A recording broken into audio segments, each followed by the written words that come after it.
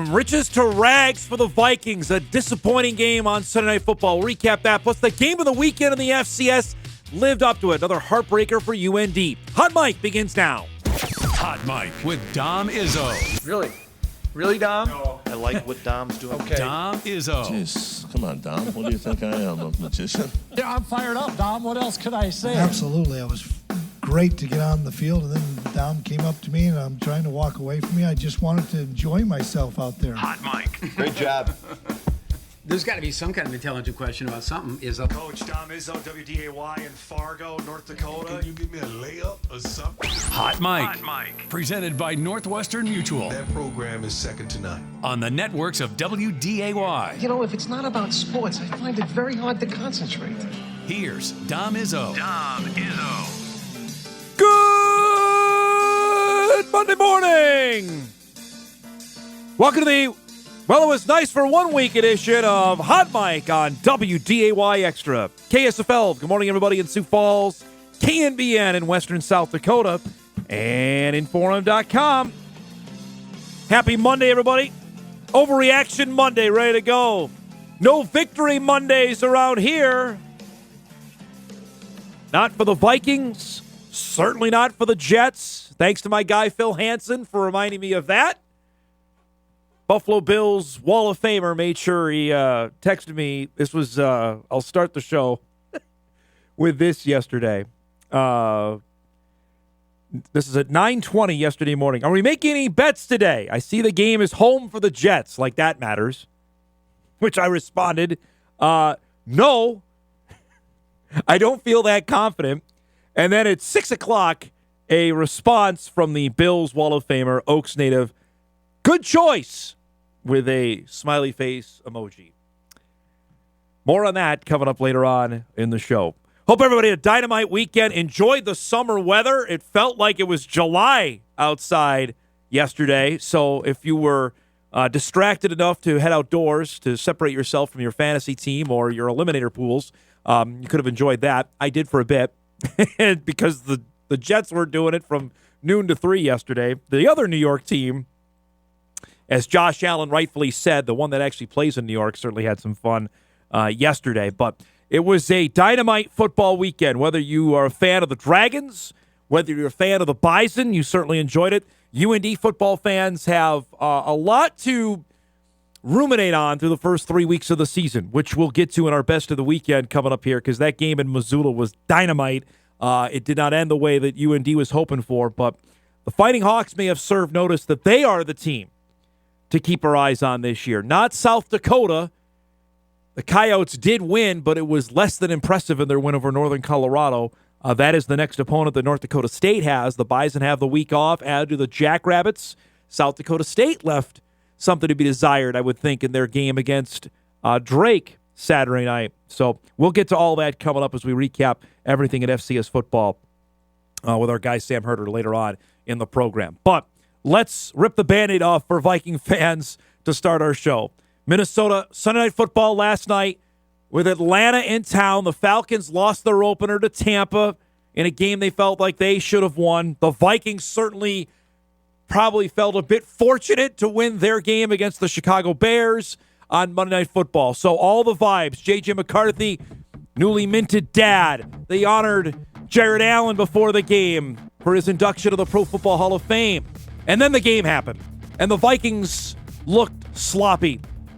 Here, some center exchange issues with J.J. McCarthy on a fourth down. He gets denied on the first down attempt. Parker Romo, who, why can't the Vikings find kickers like him, delivers his second field goal of the game. It's 6-0 Atlanta. Same score late in the first. Michael Penix Jr. here on a slant to Drake London. That ball is forced loose, and the Vikes are all over it to recover the fumble. And got something happening here. Great strip by Eric Wilson. How about what he's done in the first 2 games of the season? Now, Minnesota trying to take advantage, and McCarthy dropped for a sack. Atlanta front 7 was really good in this game. Will Riker delivers a field goal from 33 yards out. Gets the Vikes on the board. It's 6-3. Same score, late in the half. McCarthy trying to drive here. This pass, though, intercepted. Billy Bowman comes up with a pick.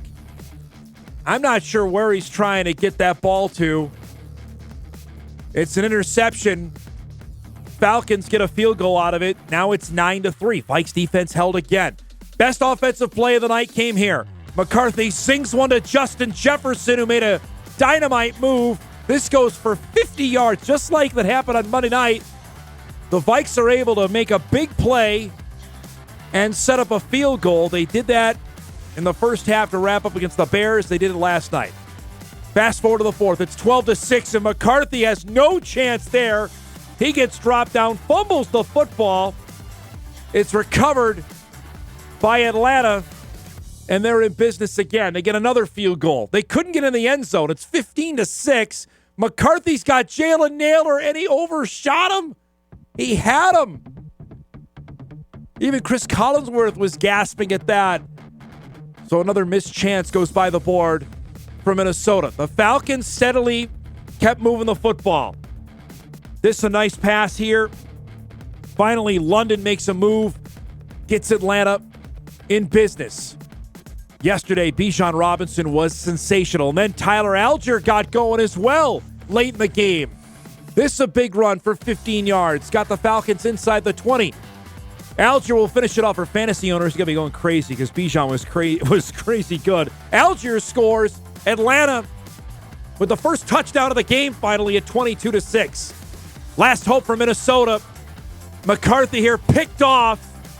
Xavier Watts comes up with the interception.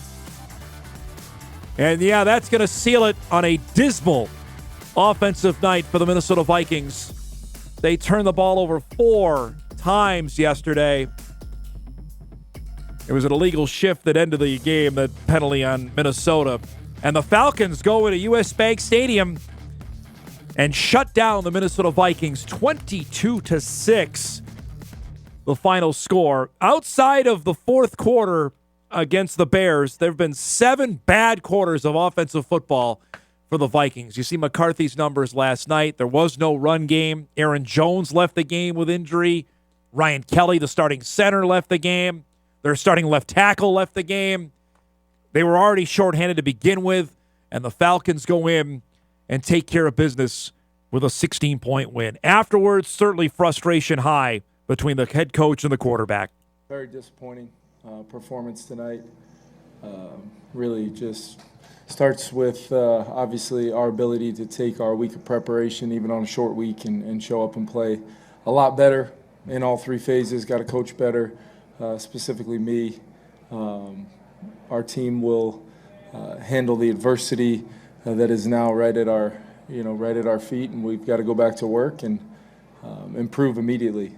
There's some things just overall, we've got to stop doing many things, sometimes very noticeable, sometimes things throughout plays that, the negative plays are stacking up against us, and it seems like right now we take 1 step forward to take 2 steps back, and that's across the board, specifically on our offense. I thought the defense battled. They held them to 1 of 5 in the red zone and really kept us in the football game, and just did not do enough clearly offensively.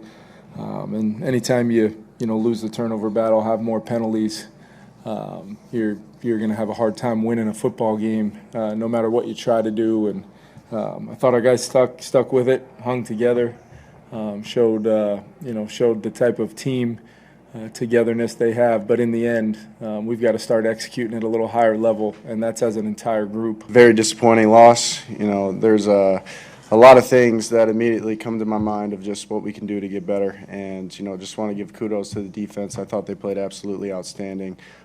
Will, absolutely played his butt off tonight. And we got to do a better job as an offense, just operating, playing, one play at a time, and everyone executing their job, all 11 of us. But, yeah, this is unfortunate, but I know we have a great, character, culture, locker room that we're going to respond from this, and we're going to learn and get better and bounce back next week. Well, they've got a short week to do it now with Cincinnati coming in, and there's breaking news with the Bengals that Joe Burrow is going to be out for 3 months after he needs toe surgery. He left the game yesterday against Jacksonville, and the Bengals rallied and hung on and beat Jacksonville there. So we'll deal with that later in the week. Bigger deal now is that the Vikes offensively stink. And it's 2 games worth, and again, it's been 7 quarters of really struggling football. Some of the drives last night, start right away, the opening drive, 4 plays, 9 yards, minute 54. They got stuffed early. O'Connell went for it. That's where they had the bad fumble exchange. Ball goes back to Atlanta. 3 plays, negative 1 yard. 17 plays, 53 yards. That was a field goal that made it 6-3. 3 plays, 13 yards, interception. 3 plays, 8 yards, punt. 7 plays, 11 yards, punt. 1 play, negative 10 yards. That was the fumble on the sack. 3 plays, 9 yards. 4 plays, 34 yards. You're not going to win anything with that. And frankly, the Vikes defense, I thought, played great because they were on the field too long. Atlanta just wore them down. And plus, they were getting great field position much of the game as well. I had no real qualms with how the Vikings defense played, playing without Harrison Smith again, playing without Andrew Van Ginkel, playing without Blake Cashman. The latter two both hurt in the opener with the Bears. You got to be able to move the football. The Vikes had 198 total yards of offense. NFL team to be under 200 yards is bad. That does not happen in the National Football League. 78 yards rushing. And I understand they lost their starting center. They lost their starting left tackle. Darisaw didn't play again. So the QB Whisperer's got to come up with something here between now and Sunday against a banged-up Bengals team. Former Viking great Jake Browning is going to be the quarterback for Cincinnati, who I believe beat the Vikings a couple years ago when they played at the end of the regular season when the Vikes were fighting for playoff positioning and got beat at Cincinnati without Joe Burrow. And that was with, I believe, Nick Mullins got the start that day at quarterback for Minnesota. So some work to do after a really disappointing performance last night. You had everything moving in your direction, and just here are the rest of the games from yesterday. I mentioned the dynamite game in Dallas. Do we have anybody take the Cowboys in the eliminator? Because that was a sweat-out deal there. We had my other eliminator with my family there. 40-37, the Cowboys won. Patriots got their first win. The Rams are 2-0. Nice win over the Titans.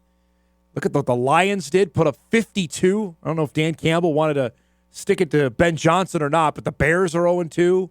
The Cardinals are 2-0. Shout out to our guy, Sammy G. The Colts are 2-0. Crazy finish there to beat Denver. Ravens got their first win. The Seahawks won. The game that everybody was talking about, I really didn't care too much about, was Eagles-Chiefs. Philadelphia's 2-0. Kansas City is 0-2. That's interesting. We'll see. I mean, the Chiefs play at the Giants this coming Sunday night. And then, of course, we got 2 games tonight, which we'll feature later on in What to Watch. You've got a true doubleheader tonight with Bucks-Texans on WDAY. And then at 9 o'clock tonight, stay up late. That game ain't getting over until after midnight. Chargers-Raiders from Las Vegas coming up later tonight. So that was the weekend that was in Week 2 of the National Football League. Looks like everybody made it through. Well, Matt's got the Chargers tonight, so we'll see there. Brody got the Rams. Jackman was on the Rams as well. 49ers knocked off the Saints. Ravens had a big win. Kyle had the Bills. I told him he was dead to me since he picked them over the Jets. That turned out to be a pretty smart pick there. So everybody moves on, at least for now. We'll see if the Chargers are able to knock off the Raiders in our Hot Mic Eliminator Challenge. Last thing before we set up our show here on a busy Overreaction Monday, WNBA playoffs began yesterday. Downtown Minneapolis, that was the first part of a huge sports day. The Twins apparently played as well, lost to the Diamondbacks. But the Lynx opened up the first round of the WNBA playoffs with Golden State, the Valkyries, the new expansion team into the WNBA. This game was close until it wasn't. Nafisa Collier, who's, I don't know, I thought it was a slam dunk she was going to win the MVP. Asia Wilson might do it. Knocks down that. Crosses over half court, drills that jumper, links her up by 5. Same score here, up by 5. Kayla McBride knocks down a triple, links her up 7, going to the break. Third quarter, they put the hammer down. Courtney Williams up ahead. Collier finishes. That's a fabulous play there.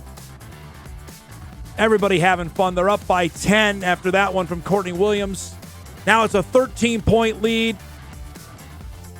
Of course, she's going to knock down that one. It's up to 16 at that point.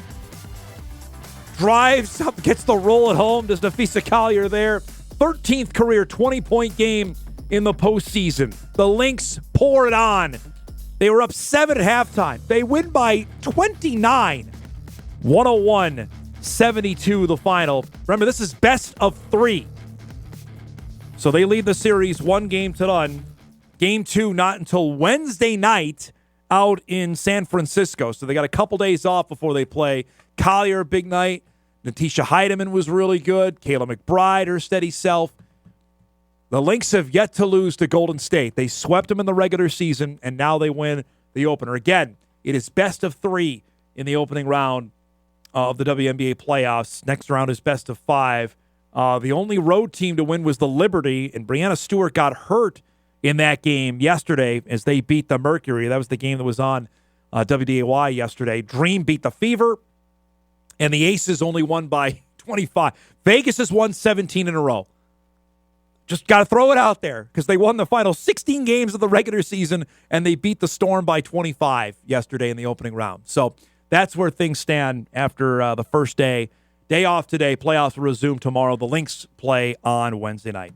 We got a packed show coming up for you here on an Overreaction Monday. Our guest lineup is brought to you by Northwestern Mutual. We'll salute our best of the weekend coming up here in just a few moments. Sam Herder will join us at 9:35, as he always does, to recap everything across FCS football and look ahead to the coming week. A couple of interesting performances, big wins this weekend as well as we near the midway point of September. That's coming up at 9:35. Our guy Jeff Kolpack will be by at 10 o'clock. North Dakota State is 3-0. Bison won big over Southeast Missouri State. Got a near-record performance from Cole Payton throwing the football on Saturday. We'll unpack where we see the Bison after the first 3 weeks of the season. And at 10:35, Matt Baasch will join us, head coach at Park Christian. The Falcons had a big win at Concordia on Friday night. They are 2-1 on the young season. We'll unpack what they have done so far coming up at 10:35. That and a heck of a lot more here on a busy Monday morning. We're glad you're joining us. We're just getting started. Hot mic off and rolling. When we come back, we'll salute the best performances we saw from the weekend. Back after this on WDAY Extra, KSFL, KMBN, and Inforum.com.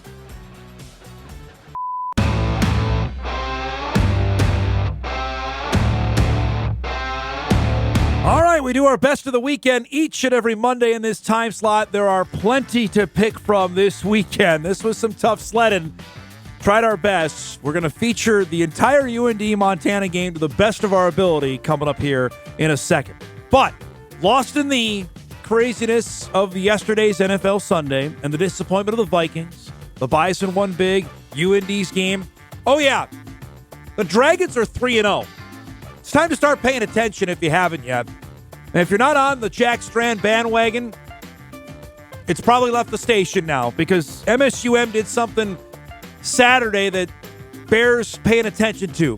They beat Winona State, and Brady Perriman, who was the hero last year when they beat Duluth, sensational in the home opener on Saturday. Look at this touchdown he had to start things. Barely a foot in bounds for the first touchdown of what was a monster day. These two have been playing together for the better part now of 4 years. You see Strand and a rushing touchdown. Here he goes to the back of the end zone for Perriman again. 5 receptions, 124 receiving yards, 3 touchdowns for Perriman. Strand was actually mortal And when I say that, 372 yards and 4 touchdowns, along with a rushing score.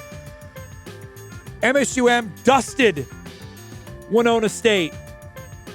First time they are 3-0 since 2015. More importantly, they're 2-0 in conference play. 45-21 final over Winona. Telling you folks, if you're not paying, the Bison are off this weekend. Nickel's worth of free advice. Dragons play at noon Saturday. Go watch. You will not leave disappointed. If anything, Lockway's team gives you something to at least stand up and cheer about because they are fun to watch. And Strand is playing at a level now where, and we've talked about it, and Steve mentioned on the show, the NFL has come to Moorhead to watch them. So if you're looking for something Saturday, Dragons Wayne, and that's a payback game. MSUM has lost to Wayne State. That's a game last year they bitterly were disappointed that they lost. They're going to want to put it on the Wildcats on Saturday. So shout out there to Brady Perriman for what he did. Eric mentioned as well, Mankato got beat as well over the weekend. So NSIC, super tough. I mean, you got to win. Somebody asked me, how many games the Dragons got to win? They got to win 9. You go 9-2 in that league, you make the playoffs. They're off to a heck of a start at 3-0. Shout out to them. Shout out to our guys at Shanley. Monster game 3 versus 4 in 3A football on Friday night. The Deacons played at Bismarck. Featured this last week. What a performance by the Deacons on the road after a long year last year. They went. Jax Mattern was sensational and went on and won a big game. Mattern was 33 of 42, Jack Strand numbers, for 268 yards and 3 touchdowns. He got a monster defensive performance from Jacob Perkarovich, who was sensational. Perkarovich here picks up an interception. Might have been thrown right to him, but he still had to make the play. That was the first of 2 big plays. This was the other. On this play, fumble recovery, right place, right time, little scoop and score to seal it. Shanley goes on the road and wins it 39-21. The Deacons are 3-0. And remember, conference play starts this weekend now in the big division in North Dakota football. Shout out to them. Also, shout out to our friends at Bismarck Legacy. Sabres knocked off Davies. So Legacy is 3-0 in a matchup of 1 versus 2 on Friday night in the big schools in North Dakota high school football. That's coming, but Shanley and Legacy likely going to be 1-2, I'd imagine, in the new poll when it comes out later today. Not in that order, but impressive performances there. Our guy Perkarovich there, right place, right time. Interception, fumble recovery, touchdown. Love to see that. We got to highlight some defense. Can't be all offensive guys all the time. All right, lastly, the game of the weekend in FCS football in Missoula. North Dakota at Montana. Fighting Hawks had come in, scared the heck out of Kansas State, blew out Portland State. Montana had only played 1 game. It was a win over Division II Central Washington. That was the backdrop. And all you can leave out of this game is that UND is way better than anybody thought to start the year. And they got it going early on this, a deep ball from Jerry Kaminsky to B.J. Fleming for an 82-yard touchdown. Extra points are going to be an experience this year for UND. They missed it. So it's 6-0. Later in the first, Kaminsky hits deng. 4 wins Minnewacan product. Playing really well for his second touchdown. It's a 13-0 UND lead in the first quarter in Missoula. Grizz get their act together. Stevie Rocker scores from 3 yards out. All right, it's 13-7 in front of 26,000. You can see it was a beautiful day in Missoula. It's 16-7 here Here, a little tip drill. Antonio Blewett comes up with the pick. He had 2 of them in the game on Saturday. Great play there. UND missed a chance to add on at the end of the first half. So it's 16-7 going to the second half. That's when the Grizz heated up. Khalil Ayat hits the touchdown pass to Brooks Davis. Now it's 16-14 UND. But the Fighting Hawks come right back to start the fourth quarter. Kaminsky zings one to Corey Ty for the touchdown. His 3rd touchdown pass of the game. And Fighting Hawks are back up by 2 scores. It's 23-14. Montana gets a field goal, so it's 23-17. Under 2 minutes to go. Ayat with a beauty to Davis for his 2nd of the game. It's a 28-yard score. Montana leads for the first time at 24-23. Fighting Hawks get the football back. One last chance. This pass, though, is tipped and knocked away. Montana hangs on and wins it. 24-23, the final, and what was an absolute barn burner of a game. Now, there were 2 plays here that UND fans rightfully this morning are going to be PO'd about and still talking about and will for a while. End of the first half, they had a play, and I apologize on this, trying to find the video on it, we couldn't. Right before the end of the half, they had a play called back on a touchdown. They thought it was an illegal shift. Kaminsky hit Watson Hanfer on a touchdown. It was a real illegal touch for UND lining up incorrectly. Eric Schmidt said post-game to our guy Tom Miller, the official told us that he was covered up. We saw a UND receiver before the play and told him to back up. He backed up. He went like this, makes a hand signal to the ref. The ref explanation wasn't great. The receiver backs up off of it, puts his hand back, and then they snap the ball. The official is like, I didn't see him back up off.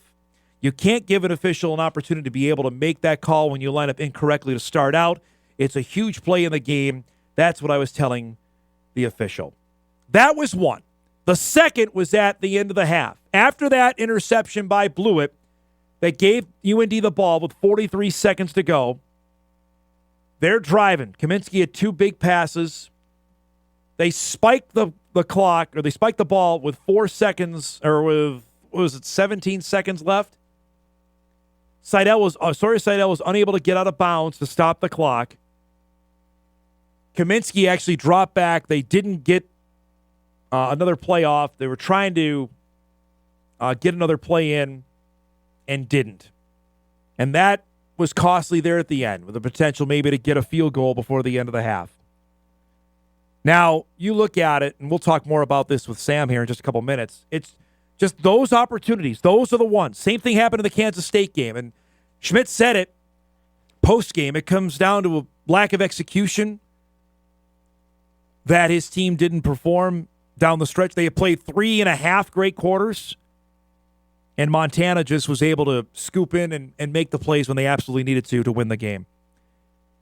At 1-2, you're going to see, I think in my poll, they're in the top 10. They have certainly overshot projections. I know, because I've had plenty of Fighting Hawks fans say, hey, where'd you pick them in the preseason poll? Yeah, exactly. I'll own up to it. I picked them 7th. Wasn't alone there. But they have performed better than I don't think anybody thought to start the year.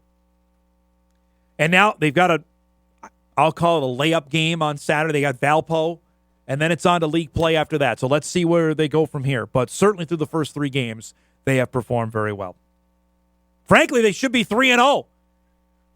Just a couple of miscues down the stretch, or UND be sitting here as the real talker of the FCS, because they should have beaten Kansas State and they should have beaten Montana. Unfortunately, they didn't, and they sit at 1-2. Let's break. We come back. Our guy Sam Herder will join us. Much more on that game and some other standout performances from the weekend across FCS football. That's coming up on the other side of the break. Hot Mike back on this Overreaction Monday right after this.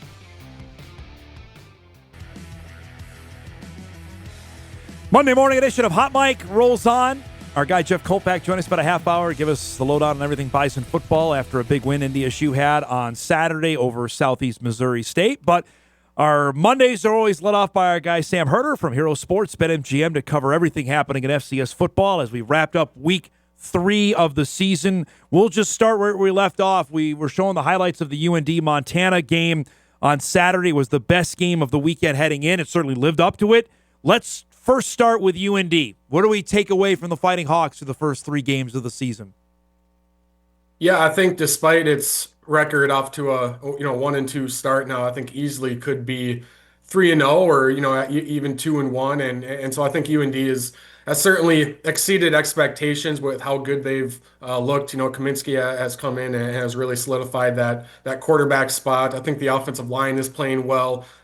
Running game probably needs to get going a little bit more than what we've seen, especially because they have such a loaded running back room. They can go 3 deep there, and so that's something that they could probably improve on. And that part of UND probably isn't reaching expectations as far as their ground game. But I thought they went into Montana and played super well for 3.5 quarters, and the Hawks are going to go back and look at that tape, and especially in the first half there where there was 3 trips into or near the red zone, and they only got 3 points total out of that, whether it was trying to go for it on 4th and 1 and getting stopped instead of getting 3. At the end of the first half, I know you talked about that, where I think Kaminsky felt like he probably didn't have enough time to spike the ball, and so he fake spiked it and threw it into the end zone. Had they been able to spike the ball, could have kicked the field goal, that 3 points would have been very valuable. So there was just a lot of small moments there for UND. When they turn on the film, they're going to be like, man, they should have won that game, but this is now 2 games where they haven't been able to close it out on the road, and those are definitely learning moments there. The touchdown they got called back is a huge thing that UND fans are going to cling to, and I don't blame them. There was a pass interference that they thought should have been called that wasn't down the stretch, and Eric Schmidt said it. You just can't put yourself in positions to let the officials try and call it for you. That being said, they are way better than I thought. I thought they would be better. They are beyond that from what I've seen through the first 3 games. Yeah, and there's just a different energy about the program too, and with what Coach Schmidt is doing, some of the stuff off the field as far as just operating, more efficiently and setting their guys up for success, whether it's the facilities they have up or investing more in nutrition and strength and conditioning, and I know they're recruiting at a higher level as well. That's not necessarily going to reflect on the 2025 season, but I do think the momentum is there as far as bringing in more talented guys with more athletic bodies and those sort of things. And I think now UND, we've seen UND in past years have good starts. I mean, they beat Montana last year, who was number 4 at the time, and then things just kind of fell apart from there. So they got to it's 1-2. They're coming off a loss. It's kind of weird to say they're riding some good momentum, but in a sense they kind of are. And now they have to keep on riding this momentum, not have any letdown performances. And they get some key games at home with NDSU and South Dakota State. So I think this is a year where I thought UND had a pretty good chance at making the playoffs. Now I think they're really looking good as a playoff team. I'll say this though, their first 3 Valley games, and I was looking at this morning, Sam, after the bye, they go to Northern Iowa, host Youngstown, at SIU. Those are 3 difficult games to start conference play. We'll know a ton about them out of those 3 games in my mind. Yeah, absolutely. And those are, like you said, 3 good tests to start, especially on the road. And that was a kind of a storyline around UND in past seasons of kind of their road woes. And they're 0-2 on the road so far this year, but I don't know if you can really chalk that up to, road woes, because they played 2 really good teams on the road. And so, but when they go on some of these Valley trips, I think that will also be a true test just to see if they can kind of get over that. I feel like it was more of a mental hurdle at times last year to get over that. And I feel like they'll do things behind the scenes operationally to, I don't know what specifically, but to just hammer home, the fact that they can't have these letdown performances on the road. Those are 2 places they haven't won. Cedar Falls and Carbondale, they've not won. That alone, that goes right to your point of getting over a mental block. All right, we're showing the end of the game. Give us the out on Montana. Now, Montana had only played a D2 team, so this was their first game against an FCS opponent. What do we make of the Grizz through 2 games? I mean, a massive comeback here, and it sets Montana up really well because they've had some early season disappointing losses in past years, whether it was Northern Arizona a couple of years ago, last year was UND. But to get this win, really sets Montana up really well because they have a pretty favorable schedule where they get a lot of their toughest opponents at home. And to get, this win, early on, get a ranked win on their resume, I think it sets the Grizz up very nicely to go on a nice string of wins here and, be in play for a top 4 playoff seed, if not a top 2 playoff seed. I think there's a chance we could have a really good battle between the Montana schools, NDSU, South Dakota State, Tarleton State's going to be in that mix as well when it comes to playoff positioning. And, Montana didn't play very well for a lot of this game. And I know there's a lot of Grizz fans in my mentions being frustrated with not being able to run the ball. And, Ayat's making some good plays, but then making some bad plays. And the 2 throws he made on that game-winning drive were just big-time throws. And it kind of makes you forget right before his first big throw, I think it was 3rd and long, and he had a guy open along the sidelines, and he underthrew them, and that allowed the defender to catch up and make a play. And I remember getting ready to tweet, if you're Ayat, you got to make that throw in that moment. But then the next play, he makes a big-time throw to reset the chains. And so I think he had a tough year last year because they were rotating, and anytime he would make a mistake, they would pull him and then put Fife in. I think you're seeing Montana now saying, all right, he's our guy. And he's had some bad plays, some interceptions in these first 2 games. But when you can go back to the sideline and talk to the coach and say, all right, you're going back out there. This is what you need to do. This is what we're seeing. Instead of you throw an interception, you go back to the sideline. You don't know if you're going back in or not, if they're putting the other guy in. And so I think the fact that they're just riding with Ayat, I think we're kind of seeing him grow up in front of our eyes because that was a big time drive, the game-winning drive there. You mentioned, and our guy Drew Trafton is a big Grizz fan. They have, I believe, 7 home games this year, maybe even 8. I mean, they have a dynamite schedule to take advantage of, including, they have Indiana State and Sacred Heart as other non-conference games. So they're able to get there, and they have the Cats at the end in Missoula. The Brawl of the Wild game is there. There's an opportunity if they can start putting some wins together to really get going. Now, second week in a row, we're going to talk about South Dakota. And second week in a row, I'm mystified on what we've seen out of the Coyotes. Obviously, we know the news on Charles Pierre Jr. We talked about that with Jay Elson late in the week, last week, Sam, and he's done for the year. They barely, and I mean barely, beat Northern Colorado. Now, Northern Colorado might be better. They certainly scared the heck out of Colorado State, but the Coyotes are this close to being 0-3 right now. Yeah, and that it would have been a disastrous loss losing to Northern Colorado, especially at home, but they were able to pull it out at the end there. And part of you wonders about Northern Colorado a little bit if they are that improved because they did, like you said, give Colorado State a scare a couple of weeks ago. But this is a needed win for USD, and I could maybe see them getting bumped back even more in the polls just because of barely eking out a win here over a struggling Northern Colorado team. But they just. Offensively, they're just missing a lot, especially in the passing game. They just seem timing-wise, or some of it could be pass protection. Some of it is just Bauman being a little bit off, or, some other times there's just it looks like some miscommunication where maybe the wide receiver is supposed to sit in the zone, but he kind of goes to the inside a little bit and Bauman is just off there. So something is just not missing there. But the emergence of LJ Phillips goes for over 300 yards rushing. I mean, they needed that, especially without Charles Pierre. So they get a win, but it's still a lot left to be desired there for USD. They got to figure things out in a hurry. I actually dropped them 2 spots. I don't know in your poll. I dropped them 2 in mine. I know they won, but it's still – something just seems off with them right now. They just don't seem like what I know who's not there. Just doesn't seem like they have whatever it is. They have it at least so far in 2025. Yeah, they're in my 20s somewhere, and that's a pretty big drop considering they're in the top 5 a couple of weeks ago at this time. So yeah, the Yotes are they've definitely kind of fallen off the radar a little bit, and we'll see if they can turn it around. They have Drake this weekend, and then the Bison, and NDSU sitting with a bye week, and then has that, and with 2 straight regular season losses to USD. I think the Bison are going to be amped for that game. I really believe that when South Dakota comes up here in a couple weeks. Yeah, and NDSU has.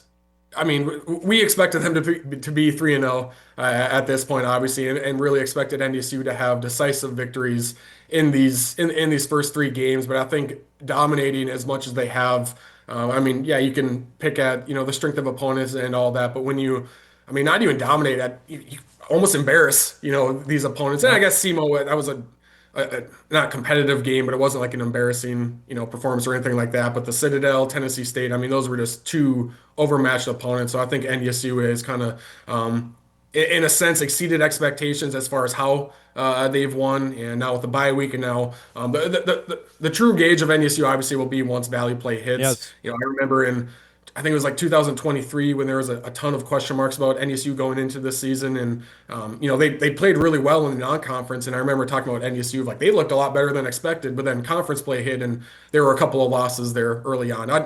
I don't expect that to happen this year, but my point is just the best gauge is Valley opponents for the Bison. What do we make of the Jacks on Saturday night? I was not impressed with how they played against Drake. Yeah, it was an underwhelming performance, and I think most of South Dakota State fans will agree. It was just kind of I watched the whole thing, and I was kind of expecting to flip it off at halftime, just because, usually when it's a blowout game like that, you turn to other games that are closer. But it was just, I mean, it was a great crowd, 19,000 plus, but it was kind of just a sleepy environment. You could tell that South Dakota State fans were like, we know we're going to win this game. And SDSU, maybe a bit of an emotional letdown after, two big wins. And it wasn't really a game where you felt like, is Drake actually gonna be in this and have a chance to win it? It's like South Dakota State would go up 3 scores and then Drake would kind of just be gritty, and their quarterback run got going a little bit, and they would go down and score, and it'd be a 2-possession game, and they're kind of hanging around, and South Dakota State's kind of playing with its food. So, like, my opinion doesn't really change a whole lot about South Dakota State. I'm still mostly judging them off of their first 2 games, which were impressive wins. This was kind of just a sleeper performance.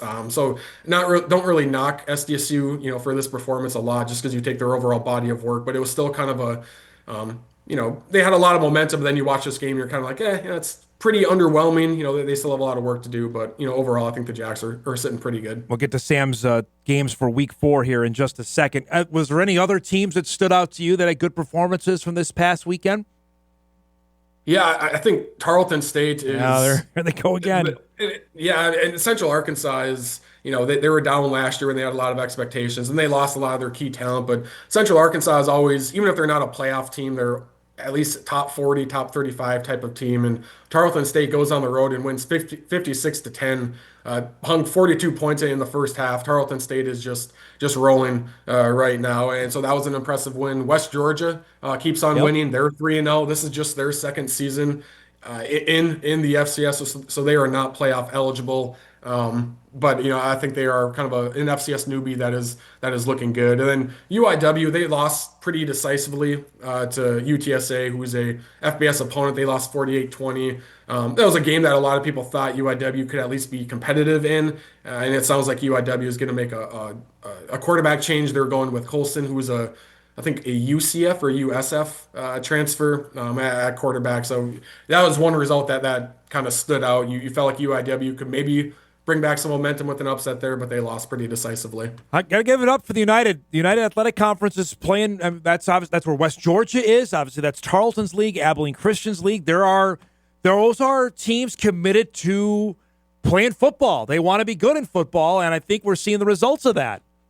Yeah, and I had a tweet out last week talking about the UAC has had a really good non-conference, whether it's some of their FBS wins, whether they have some ranked wins, whether it's even some things as small as Utah Tech, who's not expected to be very good. They've had 3 competitive games now against ranked Big Sky opponents. And so what you do in the non-conference kind of sets the stage of how not only voters, but the playoff committee looks at you. And let's just say hypothetically that Tarleton State is 12-0 with an FBS win.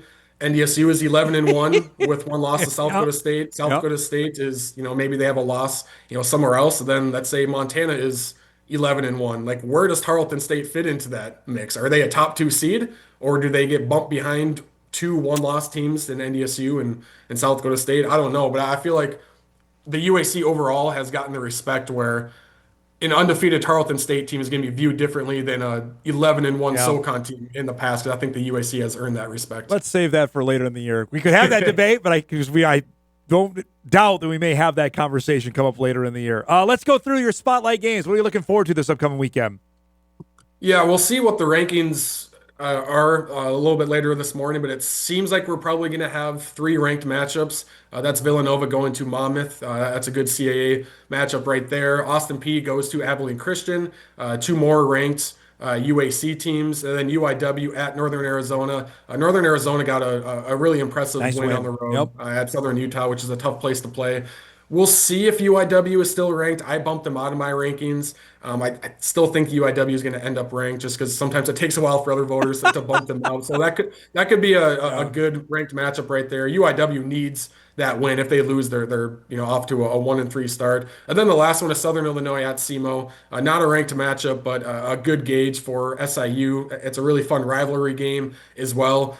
SIU went to UT Martin and got a pretty decisive win. That's probably another result we should highlight because I know UT Martin wasn't ranked, but they've kind of always been in that mix. And for Southern Illinois to win decisively on the road like that, I think was really impressive. And now they have to go on the road for this rivalry game, so I think that's another fun one. Battle for the wheel, always a good one there between SIU and SEMO. Great stuff as always, Bud. Appreciate the time, and we'll do this again next Monday, okay? All right, sounds good. Thank you. There he goes, Sam Herder from Hero Sports, BetMGM. He starts our week off as we wrap up what we saw in the FCS and look ahead to the upcoming week. We'll break. We come back. We'll wrap up our first hour. Jeff Kolpack coming up. Give us all the goods on the Bison as they head into their bye week and much more on a Overreaction Monday. We're back right after this.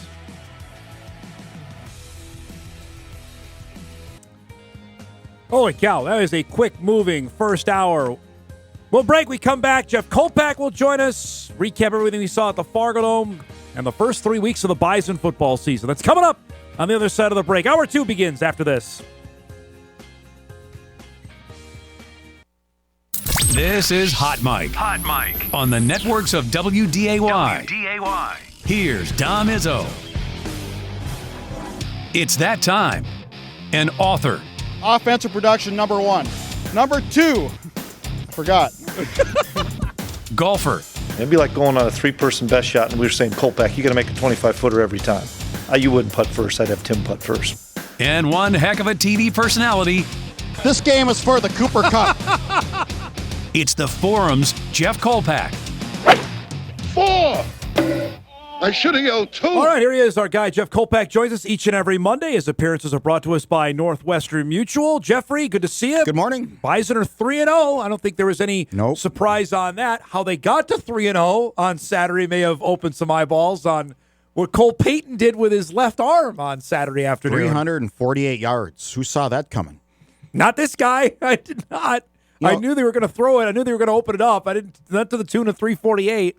But do you think the opponent should have adjusted a little bit after a while? So Tom Batukowicz says in the postgame, we aired that live on our on WDAY Plus at Inforum.com, that he didn't believe that Peyton could make those kind of throws. Yeah, well, okay. He showed in the first quarter he could. And then, I don't know if you and Kyle were talking about it on the air, but I just didn't really see an adjustment after that. Did you? No, and the crazy part was Batukowicz told Sam that at halftime, because Sam reported that during his third quarter bit to start the second half, that he didn't believe that, and they still didn't make. Cole was still slinging in the third quarter, and they still didn't do it. And there's a couple that were dropped. Yes. It could have been 380. Yep, easy. That was odd defensive strategy there, but we'll give some props to number 9 because he looked good. He really looked solid. good. I thought He looked composed. Looked like he was checking down. He was going to his other receivers. Wasn't just keen on one. I thought a couple times he just stood there flat-footed, and that's a poised quarterback. Yeah, there was 2 throws to the outside. You're going to see in our highlight package here that he made that were not. Hey, the guy was wide open, or he made a deep ball to Bryce. I mean, there was some throw to the boundary, really good. That he was on point on Saturday. I thought the throw to Reese Kessel was the final clincher in the game. End of the second quarter. Again, that was another. The first touchdown here, that's not a easy throw he made to Raja there. No, and Raja just continues to have a great senior season. This is like a wow moment for me, too. I think Bryce Lance is faster than he was last year. I agree. That guy at the angle, and he just went right by him. Yep. That's why the NFL scouts are at the Bison. I'm not going to say Christian Watson fast yet, but it's approaching that. I would be curious to know what the MPH. Yeah. This is another one, Jeff. Out to the outside here, and that's a tough throw, and Bryce makes the catch. And he's got all the time in the world to go and make that play. Another one here, all the time. Again, this one was just what's SEMO doing defensively? I don't know. That throw was just spot on. Yep, it's exactly where it needed to be. Okay, he's looking around. This is the play to Kessel. Yep. That's first off. Third and 18. Really good. Third and 18, 25 yards. Yeah. Puts it to Kessel where the only spot he could have got it. Yep. And another one, that's a really good one there to Raj That's as well. game over. That Kessel, by the way, we got to give some props to him later in the show on what he's done through the first 3 games of his collegiate career. But for all the talk, and we had it on this program, can number 9 throw it? Can Peyton throw the ball? It's been an emphatic, yeah, he can sling it. And he certainly, if that was the final dagger on that, what you saw on Saturday. Who's going to be the tight end? We had that question since Joel Stuffle left. Yep. Who's going to be the tight end that can be maybe go down the seam and be a good receiving threat? Kessel's I the think answer they there. found him. Yeah. So, obviously, the opponents have been overmatched. I think SEMO was certainly the best of the 3 that North Dakota More State athletic, at has least. seen. Yeah. Yes. But you wrote about this in your column Saturday night is how do we gauge how good the Bison are through the first 3 games? I don't think you can. I just Tennessee State was just so bad. Yep. So bad. Citadel just could not throw the ball whatsoever. And then the first play, a bit long throw that SEMO hits, you're going, oh, maybe they. But Game that was on. it. Yep. But that was it. Yeah. They buttoned it up after that. But you cannot gauge this team right now accurately. I think that goes for a lot of the FCS because all the new players, the transfer portal, September now, and I think you wrote that. It's like NFL preseason. So you said that in your column, like, huh? You made me think on that one. Like, yeah, that he might be right on that. Just with how, and because basketball has the non-conference where you can figure out your team by the time conference play comes around. You've played 10, 11 games. Obviously, we don't have that in college football. So maybe now the non-conference is really where to figure out where your team is before league play, even though these games obviously count and are huge in the standings. If I were to rank the Valley right now, I put NDSU, UND. You put UND ahead of SDSU? I would right now. I don't go that far. I put the Jacks. They should have beat K-State. Yep, and they should have beat Montana, but they didn't. But SDSU really struggled. Won, but they won in Bozeman. That goes for something. SDSU's got the nod. Okay, but I appreciate. Yeah, it's close. Yep, it's absolutely. Close. But and then After there's that? a sizable drop, I would think, after that. Illinois State, I've not seen enough of. Again, their opponents who they've handled. They're going to play North Alabama this weekend, and they beat Eastern Illinois, and I'm trying to think of the other one they overwhelmed. Moorhead State, I think. I mean, they haven't played really anybody yet. South Dakota, and we were talking about this with Sam in our first segment, that just, I don't know what's going on there. That's not good right now. I mean, UNC, did they have a 4th down and they kicked the field goal? Yes, they they tried to, as I was watching during a commercial break, they had a 3rd down. They got sacked on, I want to say, and then, it was fire drill, get out there, kick the field goal, force overtime. Yeah. So Coyotes are fortunate. Yeah. Fortunate. So they made a play at the end to get that game to overtime, or else UNC could have won that right at the end of regulation there. Let's get back to the Bison here. Bryce Lance, I've had fans say, well, he hasn't scored a touchdown yet. It's not like he hadn't had any receptions in the first 2 games. He did, but certainly that was big play Bryce. Well, he never saw the 4th quarter. And barely the second half against Tennessee State and the Citadel.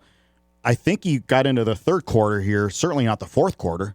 He might have been out there at the start of the 4th, I want to say, but I mean, we saw a couple of these. These are just, this is why the NFL is all over him right now of what potentially can bring to the next level. I think he's this play you're talking about again. We watch it again where when he got here, I'm like, oh boy, nobody going to catch him. That acceleration. Yep. That's next level stuff. That just is part of this receiving core, and I want to we'll talk about Raja Nelson in a second, but that is special stuff. And when you've got a guy like that, Cole Payton, that's a heck of a comfortability to have a guy like this back for another season.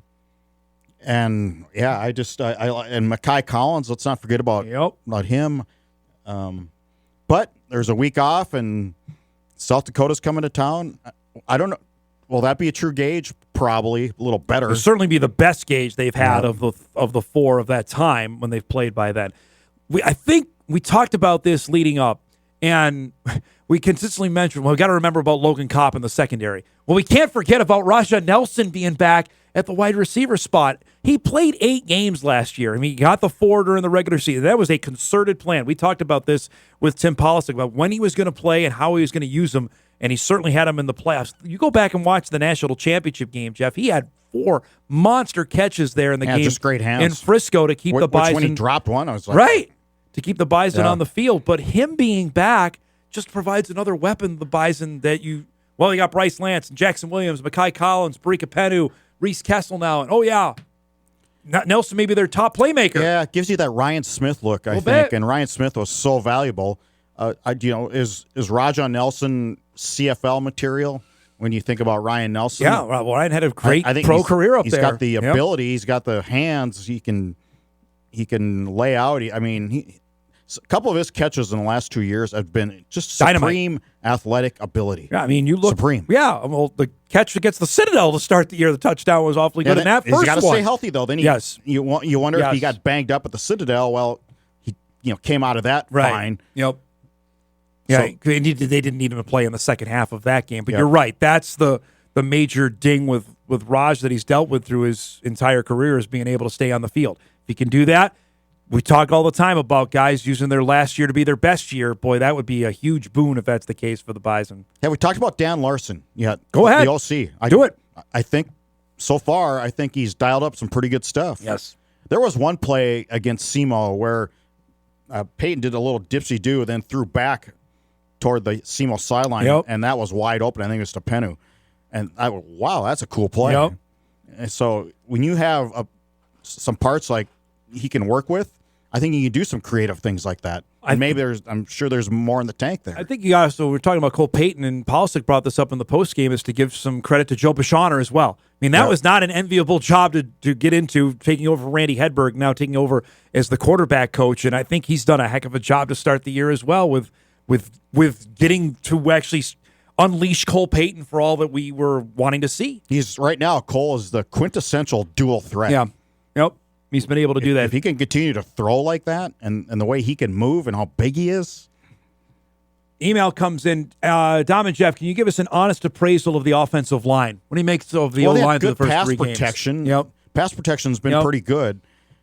I think they've been moving some stuff around. And Empey has still been out there getting snaps at right tackle. Still seems a little bit of a work in progress, like I wrote. Right. I think by 2 weeks from now, there is going to be a 5 that they're going to roll with. I think you got to be there by then of who the 5 are going to be. And if that's Empey at right tackle, that would certainly make it he got plenty of reps there. I don't know the exact rep count. I'm not a Pro Football Focus guy, but as I was watching the broadcast, pointing out that 62 is playing at right tackle, because you can nitpick, and I think Polisic mentioned it after the game, that wants more consistency out of the run game so far. But haven't seen the biggest holes per se. But again, he mentioned it after the at the press conference that SEMO stacked the box. Right. 9 on 8. Right. 7 on 6. Or 10 on 9. 10 on 9. Yeah. Daring them to throw the football. And he did. And they threw it to the tune of 348 passing yards out of Cole Payton. All right, all the love of the offense. We got to talk some defense, because they were swarming again. Donovan Woolen, another big play. Dutenheffer for another sack. Hit. Yeah. Just the way the Bison defense has looked, how do you think through the first 3 games? Certainly they've given up one play. With a long pass to SEMO. One play in 3 games. But again, Citadel can't throw the ball. No, Tennessee State was completely overmatched. SEMO had some weapons. I think their wide receivers were super talented, but that's that one there. Just that drew an ooh from the crowd after Donovan Woolen hit Benton on that think one. SEMO's going to be a playoff team. Do you? I do. I don't know if I go. Well, look where they're from. That far. They got to win some ball games. I'll see. Who's going to win that auto bid? Tennessee Tech will. Tennessee Tech's the best team in that league right now by a long shot. I don't know. By a long shot? I think so. We'll see.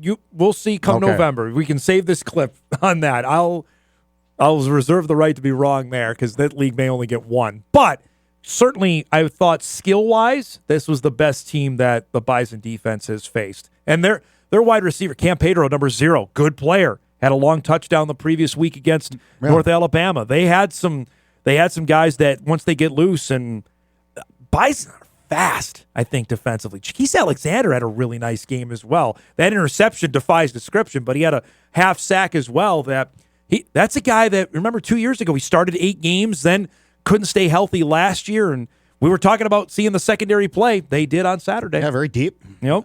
Rotating safeties, rotating veteran safeties. It's where you want to be veteran in the back end too. Did you notice that Elijah Wayne got in right away? Yeah. So the red shirt's off, and that's gone. Well, so they played 3, and remember now, the last non-conference game until the end of the season. If you're playing in the second quarter, I just feel like I would the tend shirt to is off. agree with you, but You're in the rotation. Yeah, I would think so. I mean, he's probably the leader on that right now, and obviously Miles Mitchell. I think those are the two guys you can probably say are going to play the full boat. We can ask him tomorrow. I'm sure he'll love to dive into that. All right. Have Sam ask about the injury report. Loves that. Let's do some nitpick central before we go to break. Okay. What stands out to you? Like, okay, they got to clean this up, or this has not been great the first 3 Punting games. game's been okay. I would agree that. Punting game's been okay. Other than that, yeah, I don't know. It's pretty hard to nitpick.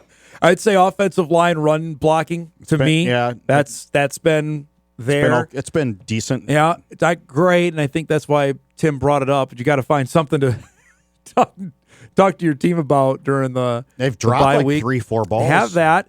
Tackling, I think, has been better. That was something that I thought over 2 of the last 3 years. Tackling was not great. I think that's been bottled up as far as I can tell. I wonder if because they got a little more physical in this August fall camp. They did that. And that was one of the reasons they did that is tackling. Yeah, I think because they're the linebackers. I know I made the maybe preposterous statement during Bison game day, but they're stealing another big game. Woolen's flying out there. Copp is just racking up tackles like he does, right? I mean, that to me is just what they've looked like so far. Other than that, and stayed pretty healthy. I think through 3 games, correct. which is a big deal. Austin too. Altapeter didn't play in the game. Backup linebacker with a calf injury. Chris Harris, who obviously we know, and they got better news on Harris that he may be back sometime in October to play rather than miss the entire season. You told me after 3 games, you're sitting pretty, knowing full well this is completely different. I know we've got to go to break here than last year. Remember, they played 9 games, then had the bye. This year, 3 games, then they're going to play 9 in a row. Hopefully, they would hope for a bye week before the FCS playoffs. And would you rather have it that way? Oh, I think teams would. You remember last year, how often was policy saying we just got to get to the bye? We just got to. He said at least 2 or 3 weeks prior to the bye week coming up. Yeah, because you forget that August practice. I mean, practice started July 30th? This year? Yeah, July 28th started this year. So that's a long grind. That's going for a bit. So, and this is going to sound discrediting, or I'm not taking them seriously. That game with St. Thomas being as the last game of the year, that's a huge deal, knowing if things are, quote unquote, wrapped up, that's an opportunity to play some guys, but maybe not play everybody. Well, you know what I mean? Like by that going judging in? by St. Thomas right now, which struggled to beat Northern Michigan, which has been they haven't won a game in 3 years. Yeah. And the Dragons hung 52 on them. Yeah, 40 something. Yeah. Point being, yes. Point being, right. That St. Thomas was trailing for a while. So I guess my point is, it's almost like an NFL team. If you have things locked up, do you play your guys, then have a bye, and then don't play again until that's a wonderful cross discussion. That bridge when you get to it. But at least I want to throw it out there to recognize if things set up the way that they hope it to be, there's a potential for that you may not have to run your guys through a brick wall for 9 straight weeks. You still weeks. start your guys. Yeah, I would think so. Depending on what's at stake when we get to the end of November. We'll break. We had a bunch of emails coming in to talk to Kolpack about and look ahead to the rest of the Valley schedule. It begins coming up this weekend. We'll do that on the other side of the break. Hot Mike rolls on. We're back after this on WDAY Extra, KSFL, and Inforum.com.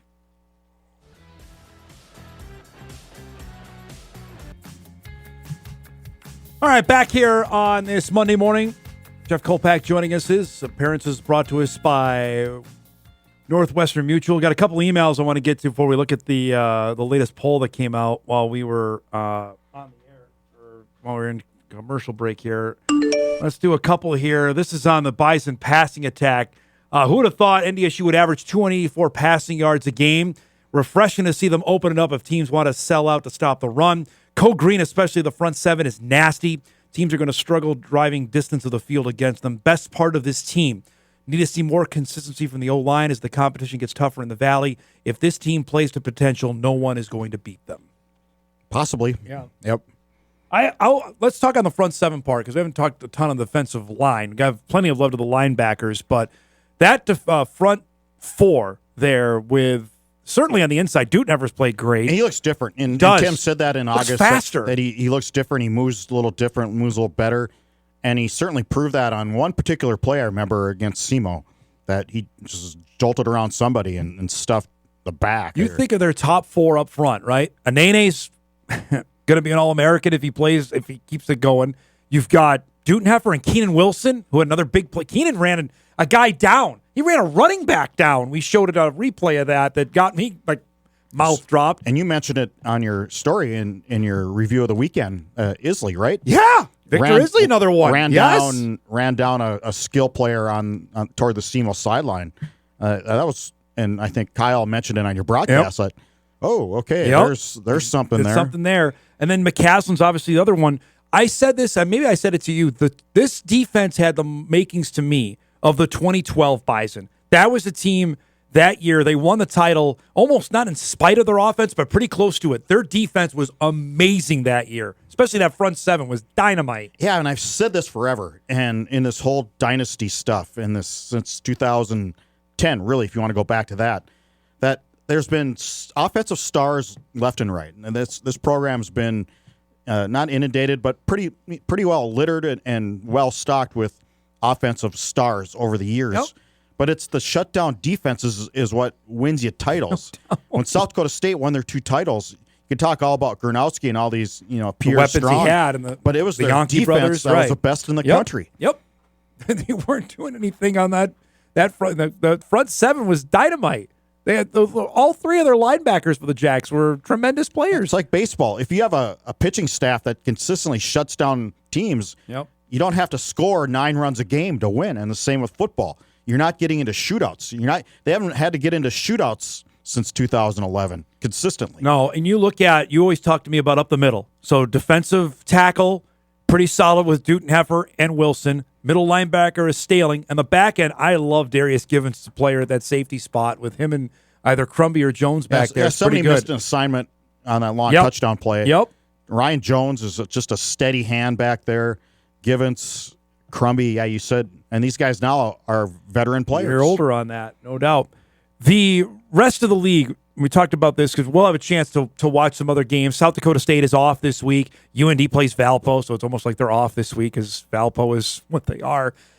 I'm interested to see South Dakota plays Drake, so I'm not sure we're going to get a total evaluation there, although Drake handled with the Jacks for a bit. Of who else is there? Illinois State is the one we constantly hear about. I got to believe that is one team we need to figure out and find out if they are a high-caliber team. I was going to throw Southern Illinois at you because SIU plays SEMO this week. That's a big rivalry game that's in Cape Girardeau. Southern Illinois is on my radar as that team that can maybe go up there. DJ Williams, good quarterback. Not great. He's good. So you have that.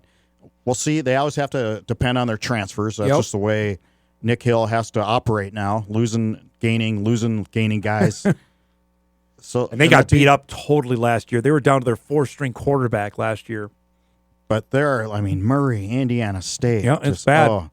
Don't really know much about Northern Iowa at this point. Yeah, Northern Iowa I think they're edged out Eastern Washington. I think they're okay. I think they may be a little better than last year, and they weren't very good, obviously, at the end of last season. But maybe they've beaten Butler, and they beat Eastern Washington.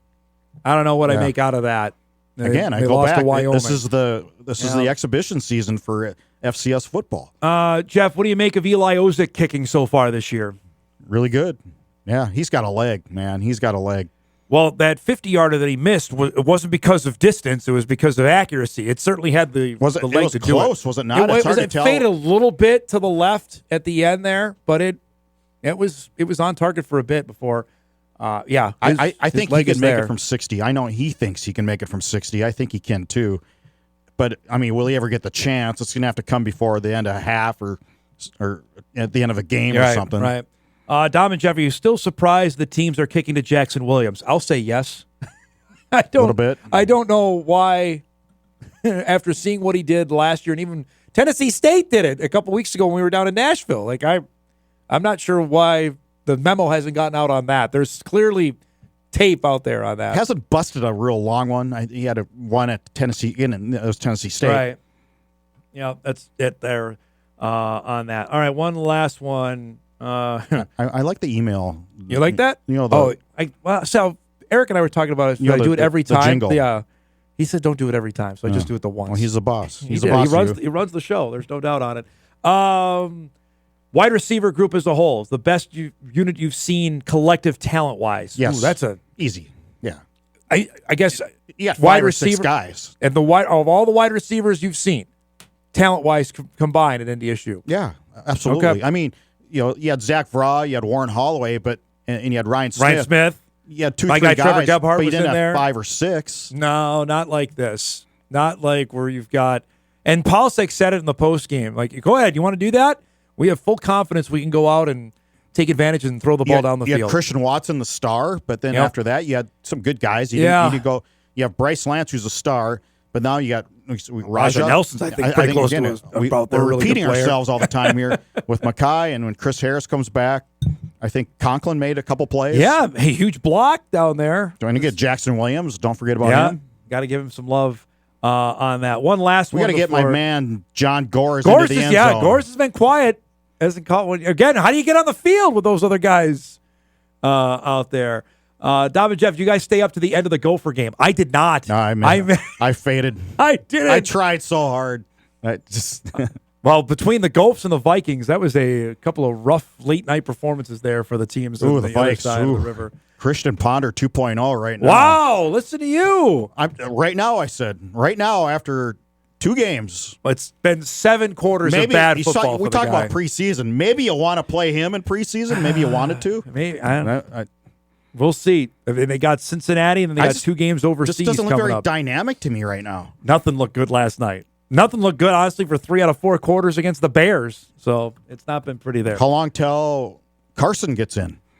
Well, I think the Viking fans already were asking about Carson Wentz during the second half of last night's game. I'm Carson, Well, he was without 3 starting offensive linemen, though, too. You got to acknowledge that. The Vikes got dinged up on that. So great stuff as always. Enjoy your bye week, and we'll talk to you next week, all right? There's this thing called a golf course. Really? That I've kind of been missing All lately. right. Well, that's where you can find Kolpack. Great stuff as always, bud. Thanks for coming by.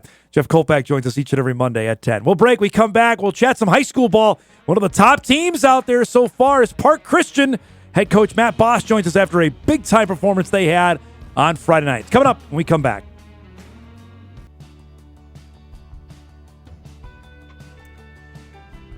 Final half hour here on a busy, fast-moving Overreaction Monday. We mentioned some of the big high school performances over the weekend. There was another that happened across the river over at Moorhead at Jay Christian Stadium on Friday night. Park Christian got a big win over Pine River Bacchus, led by Logan Geese, who was sensational for the Falcons. His head coach is Matt Baasch, who joins us on this Monday morning, a disciple of Steve Lockway. So I automatically apologize that you had to work with Lockway for a while. Can you you spill the beans on why he hates Halloween? Can you tell us about that? Dom, there's not many humans that have more stories of Steve Lockway than I do. And I assumed I was blacklisted from this show because of his weekly appearance. And now that I'm on, Dom, there's no stopping now. There we go. So whatever you need to know, let's roll. Congrats on the win. We were just visiting off air. Tell us about the opportunity for the boys to get a chance to play at Concordia and what was under the lights on Friday night. Yeah, what a great experience. And that's coming from an old Dragon, Dom, over in Cobberville. I know that's not the same mystique as it used to be, but they treated us phenomenally over there. You know, as we went from 9-man to 11-man, we've got to widen our field. We got the lights put up this year. So there's still some stuff they're working on our field, and it just isn't quite ready yet to play on. So, talk to Concordia with them getting the new lights and the new turf. Again, they just were welcoming us with open arms over there, and it was a phenomenal experience. Describe this challenge of going from 9-man to 11-man. You already mentioned what you have logistically. What does that mean athletically, competition-wise on the field? Yeah, for sure. It's we're blessed this year with a lot of athletes, so that transition wasn't as difficult. It's the depth thing, Dom, that really is the big piece. Is you're playing 2 more athletes, and then you've got to make sure you've got enough depth behind those guys to where if you've got to give them a break, or if you've got some injuries and muscular things that you got to get a guy in or out of the game. Those are the things that we're really trying to face, and we're trying to really recruit within our walls to make sure that the kids that are going to Park Christian that should play football are playing football. So we're really working hard on that. But like X's and O's and scheme wise, we've known this is coming for the last couple of years. So everything we've done the last couple of years was to be ready for this. And that transition has not been overly challenging for us. It's really getting the guys out and the depth piece. How was that? What was that challenge of going make sure, hey, you want to come play football or be interested in football? Yeah. It's funny that we had some guys that didn't come out. And I think, I don't know if it's fear is the word, but the wonder that not knowing what it's going to look like going to 11 man. Yeah. I think held a couple of guys back. We actually, it's funny enough, we've got 2 guys that decided to join today. Two guys that came to the game and watched. Yeah. So like those are big things of guys that are like, yeah, I could do that. We can play at this level. And I think that we scrimmaged this summer and we went over, Moorhead was there. We didn't scrimmage Moorhead. And I think some of our moms were like, we're doing what now?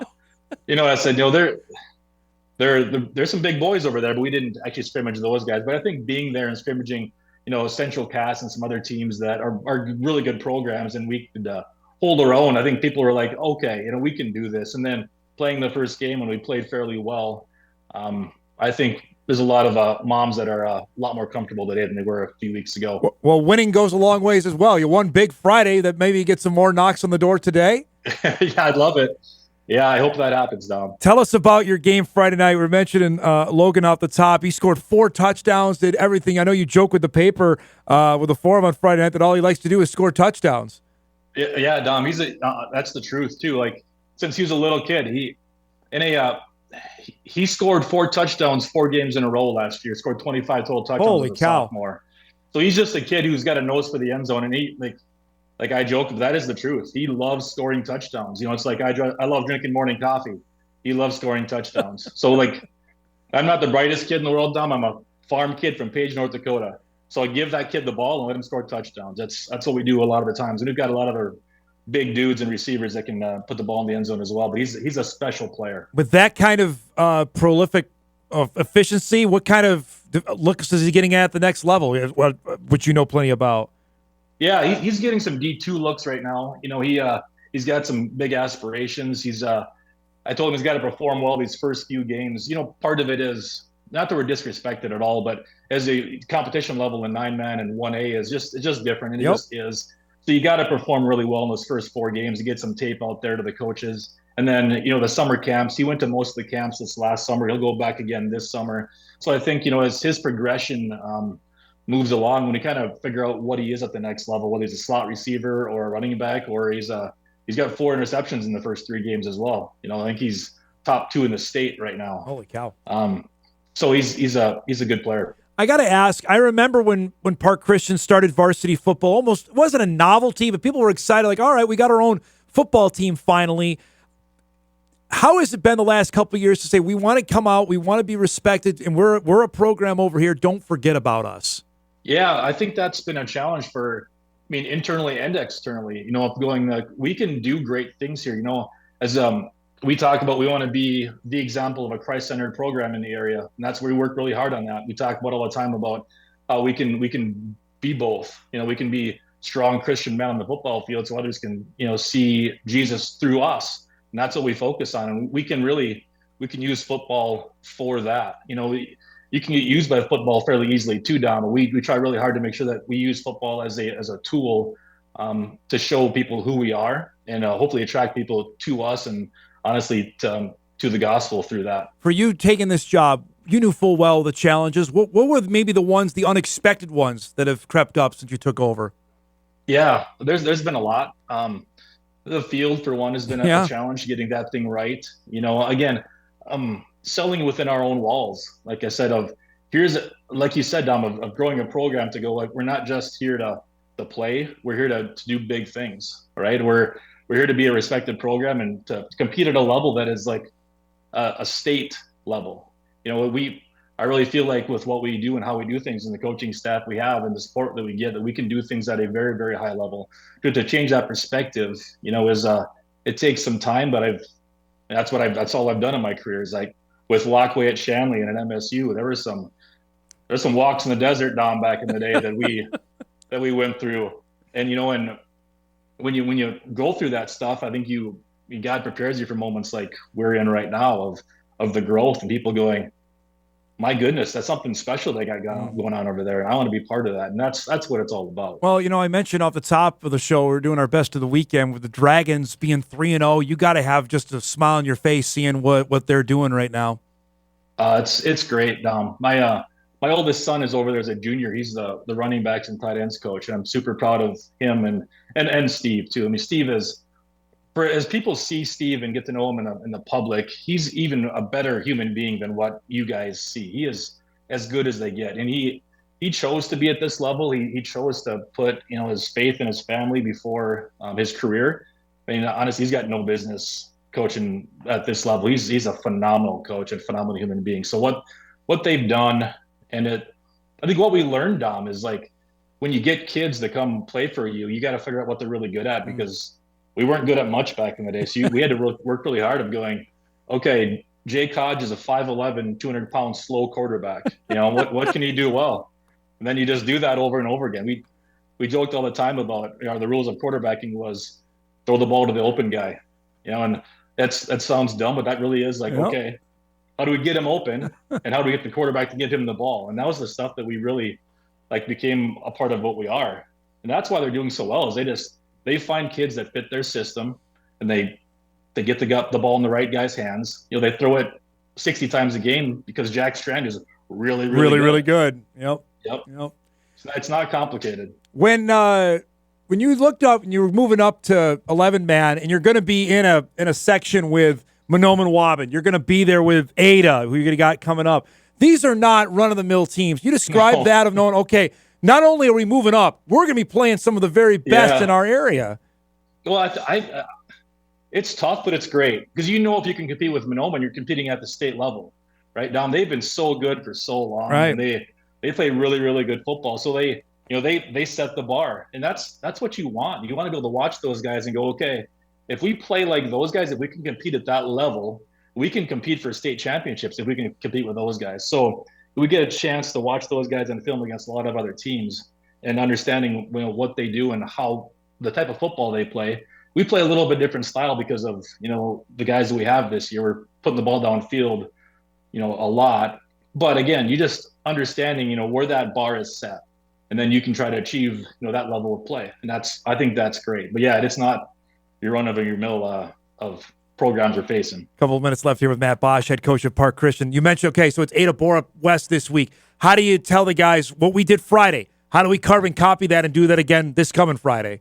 Yeah, you're exactly right, Dom. I told him this morning as we practice at 6 o'clock in the morning, we say, we got to look back at what did we do well and what are the things that we did to do that stuff well, and then just keep doing it. And again, it isn't rocket science. Is you do that stuff better and you get better outcomes, so that's really the things is you can, confidence in the lows and you lack arrogance in the highs.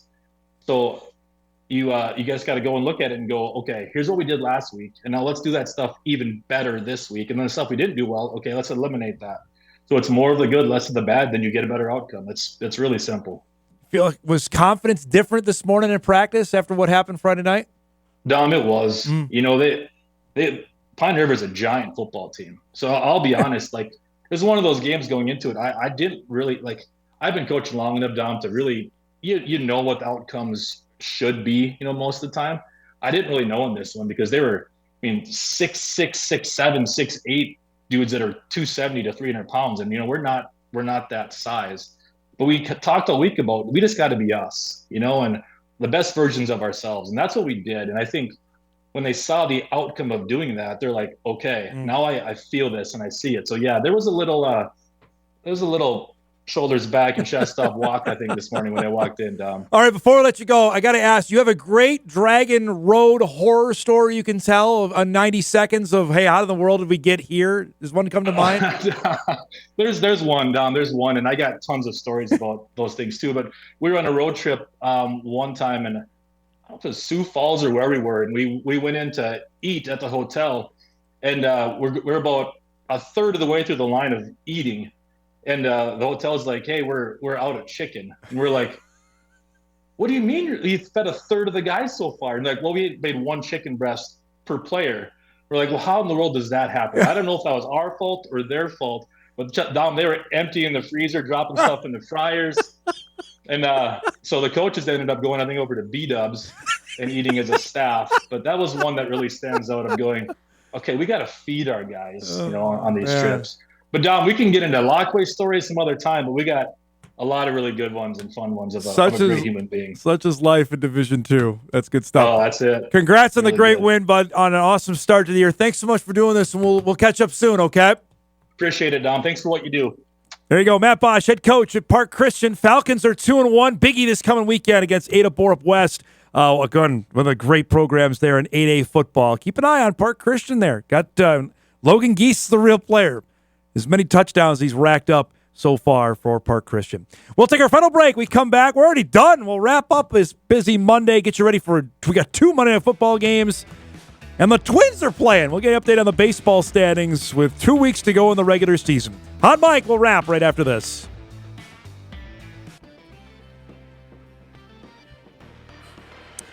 All right, wrapping things up here on a busy Monday.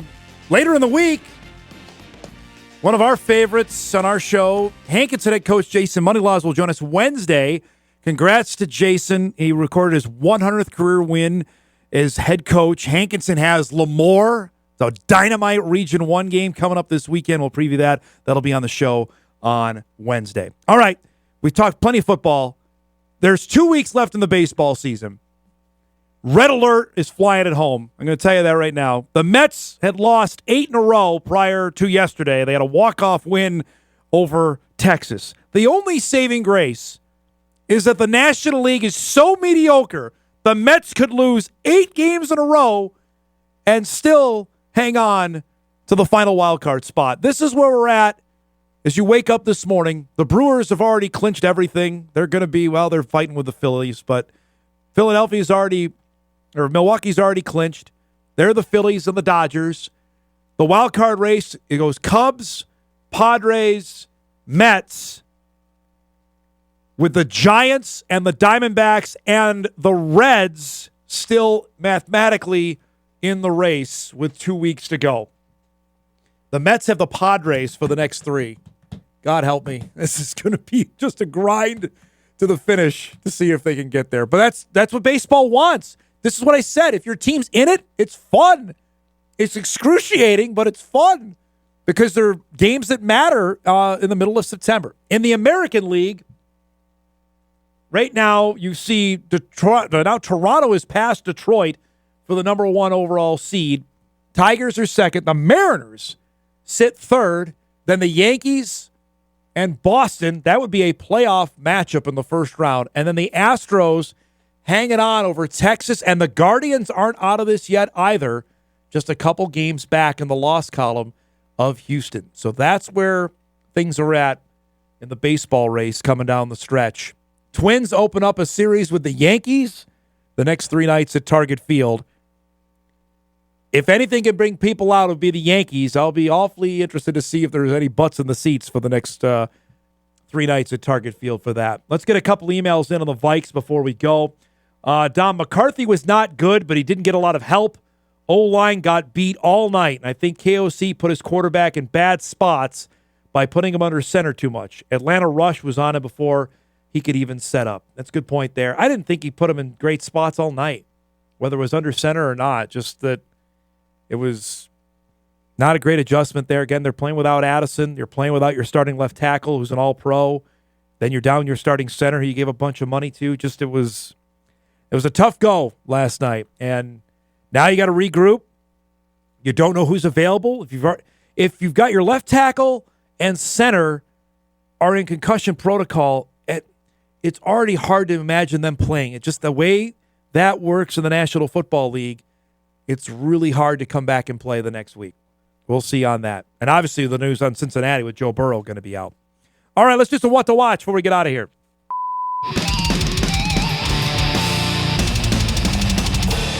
What to watch is brought to us by Northwestern Mutual. Again, we got 2 football games tonight. Bucks and the Texans, 6 o'clock. That game's on WDAY tonight as they start off a Monday night doubleheader, followed by the Chargers and the Raiders, 9 o'clock on ESPN. We can see Hankinson's own Cody Mauck on WDAY tonight.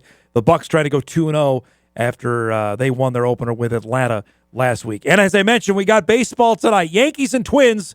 Simeon Woods Richardson will be starting tonight for Minnesota, 6:30 tonight on Twins TV.